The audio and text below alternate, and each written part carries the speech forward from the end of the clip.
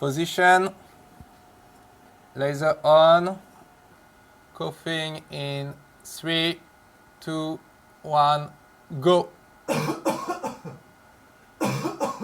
We start the camera just before the student is coughing, and we record over 2.5 seconds. So we did some measurement at high speed. We can observe the cough in slow motion.